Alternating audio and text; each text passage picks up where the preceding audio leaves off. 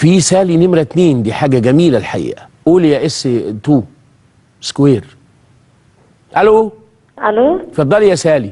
السلام عليكم. وعليكم السلام ورحمة الله وبركاته. بقول لحضرتك انا عندي مشكلتين. قولي. اول مشكله انا منصب واحد مقاول ناصب عليا في شقه. الايه يا فندم؟ الايه؟ ناصب عليا في شقه في اسكندريه. واحد ناصب عليك في شقة، يعني خد منك وما دفعش الثمن ولا باع لك غش؟ لا، باع لي ودفعت الحق الشقه والمفروض استلمها على المفتاح وباع لحد تاني. او تالت ورابع، ايه الوارد يعني؟ مش عارفه انا اعمل ايه. لا تعملي ايه؟ على طول على بوليس على بوليس ستيشن على طول، بوليس ستيشن ومعاك الاوراق والنيابه وتحقق ويعوض علينا ربنا. طيب. لا تعرفي ايه؟ لا على طول، ما فيهاش حل دي، ما فيهاش حد، ما فيهاش حسبي الله ونعم الوكيل، يعني فيها ورق واثباتات وانها متباعه لاكتر من واحد والنيابه تاخد مجراها والسجن مفتوح. تمام. ايه تانية؟ المشكله التانية حماتي. حماتك بقى؟ حماتي دي ما فيهاش كلبوش دي يا سالي. بص، هي زيها زي مامتي واكتر. شاطره. تمام. بس هي يعني بتعامل اخ عن اخ، يعني انا زوجي مخلص في كليه تجاره ومفيش شغل، المفروض تقف جنبه وتساعده. عندي بنتي عندها 11 شهر، مش راضيه تساعدنا بلبن ولا باي حاجه. حبيبتي. ترجع صناعي. حبيبتي. مفيش اي، ومش عارفه مشكلتها ايه، براضيها تشتمني وتبهدلني، مش عارفه يعني جوزي عايز ياخد منها فلوس، يعني 1000 جنيه عشان يعمل ورق ويسافر السعوديه. ومرمطاه اخر مرمطه عشان ال 1000 جنيه.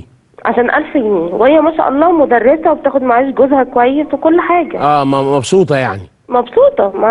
وحماكي ميت الله يرحمه؟ متوفي وبتاخد معاش، وكان ناظر وبتاخد معاشه. ايوه. وكل حاجه معهاش. يمكن عندها 14 مرض وبتصرف من المعاش على مرضها ويا دوب الدخلها مكفيها. بسم الله ما شاء الله عليها، ما عندهاش اي حاجه غير هو ضغط، وما شاء الله يعني ما فيهاش اي حاجه. او بتاكل حلو كتير ومتعوده على المنجهه من ايام المرحوم.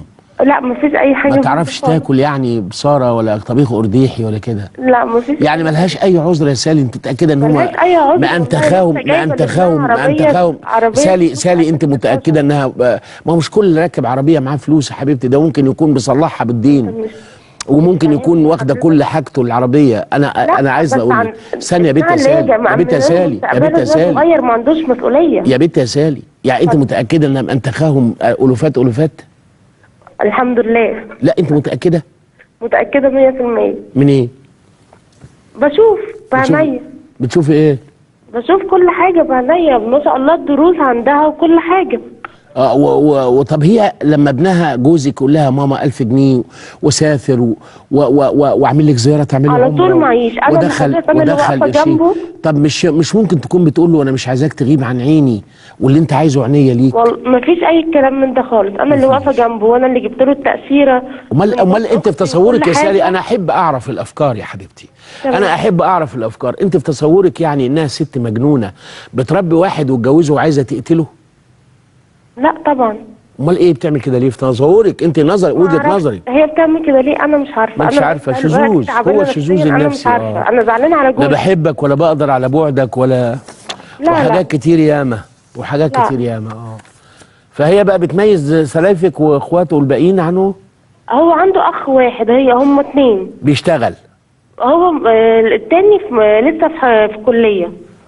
لسه طالب غلبان. لسه طالب غلبان، ده في قرابيزها، ده يصرف مال قارون ده، وعايز كشاكيل وكراسات وسكاشن ومحاضرات وعايز درس خصوصي. بتدوخه هو فلوس الكليه فقط لا غير، بس هو اعلى من التاني عندها. من ناحيه ايه؟ وانا اللي واقفه جنبه، بس انا مفيش حد مديني، واهلي اللي واقفين جنبه.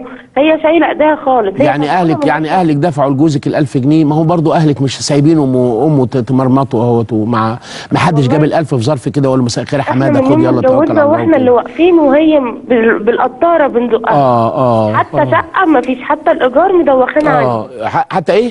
حتى الشقه مش قاعدين في شقه ايجار في البرج. لا مش فاهم الحكايه بتاع الشقه دي.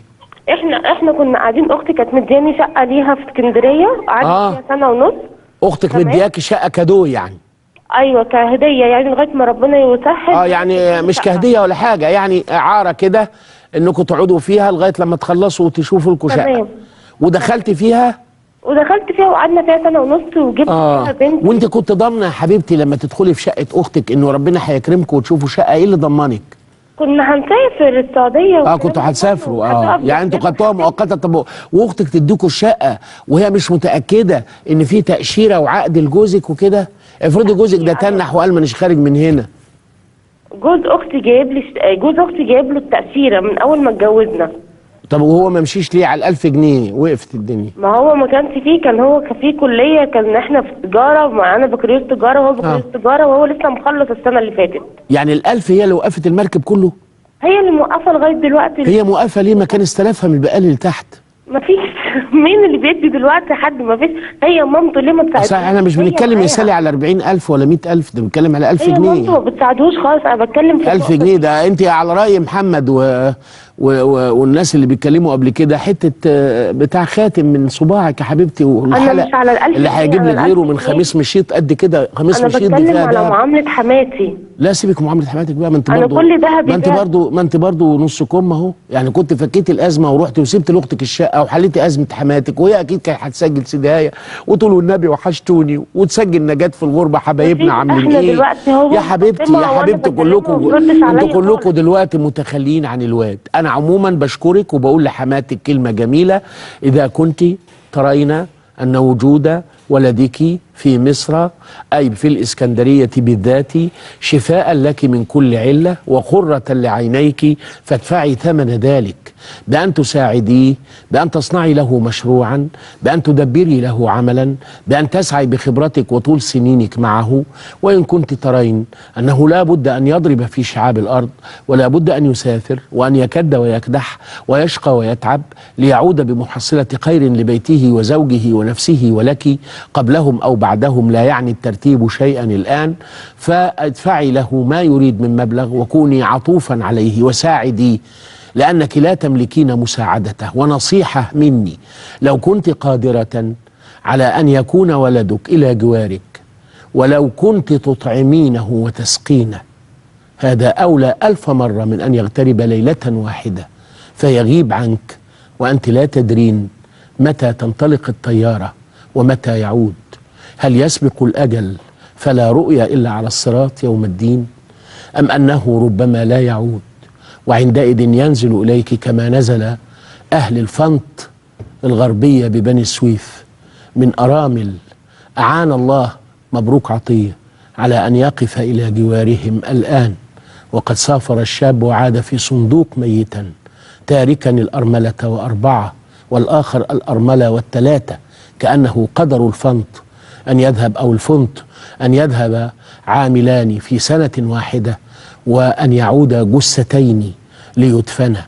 تخيلي نفسك أم طه أو أم الشرقاوي ولا الشلقاني أخوه وقد أتى إليك ولدك في صندوق. تعرفي هيبقى عزائك اللي يصبرك قوي أنك لم تكوني سببا في سفره، لأنك كنت عجزة وعاجزة عن مساعدته. أما إذا كنت قادرة على أن يبقى فلا يرحل، فاعلمي أنك أنت التي رحلت وليس هو، كما قال المتنبي: فالراحلون هم، مش أنت اللي رحلت. اللي يقدر يمنعك عن الرحيل وسابك ترحل هو اللي رحل، واللي يقدر يحافظ عليك وسابك وضيعك هو اللي ضيع نفسه. ده الدين ودي الحكمة. من استطاع أن ينفع منكم أخاه فلينفعه، قال النبي صلى الله عليه وسلم. فما بالك بالأب والأم بفلذات الأكباد. لكن بعض القلوب بيجي لها صدى، الصدى ده فظيع جدا وآثاره شنيعة جدا. كلا بل ران على قلوبهم. الران اللي موجود في البخاري قبل الآخر ب4 أسطر ونص على اليمين، فيذكر الله ويستغفر في اليوم 100 مرة، فإذا بالران يذهب عن قلبه. الران ده أنا شفته وأنا طفل صغير على الترعة بتاعتنا، اللي ما يعرفش إن دي ترعة ممكن يمشي فوقه. الريم الأخضر، السعد، النباتات الطفيلية، عباد الشمس، الحاجات اللي بتبقى على سطح المية مغطياها تماما، لو سيادتك مشيت عليها هتقع في المية، لأن ما تحتهاش يابس وإنما تحتها ماء. الماء إيه اللي ما أظهروش؟ الران، الريم، النباتات الخضراء المتسلقة اللي تعاونت مع بعضها فغطت سطح الماء. أن يغطى سطح الماء ثم يكشف أمر سهل، أن يغطى القلب ثم يكشف يديني ويديك طولة العمر. معانا أم شريف. أهلا يا أم شريف.